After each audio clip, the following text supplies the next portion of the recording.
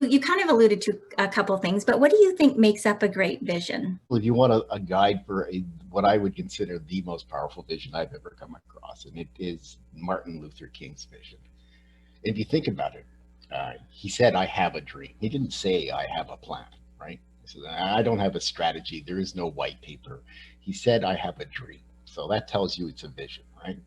And he says, again, he was more than a lifetime away because he never talked about it for himself. He says, "I've seen the promised land. I may not get there with you, right? But I've seen it." And he says, "I want you to know tonight, we will get to the promised land." So he's promising you the vision will come true. He's promising you that he may not be part of it, right? And then he said his dream is basically this: "I want my children to be judged by the content of their character and not the color of their skin." Right? He's telling you what the defining if you will know this has come to be based on this one criteria. If this is happening to our children, then we're there, right?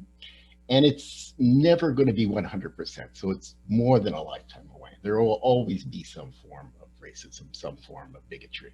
So, but the goal is worthy, and who wants to attach their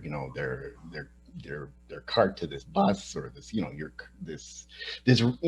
is the engine of this vision. His movement is the engine, but you can easily become a part of that, right? You can help him make this world so that to me is one of the most, if you want to know what the key elements are, do you have that? Is it emotional? Yes. Is it beyond a lifetime? Yes. Is it forward thinking? Yes.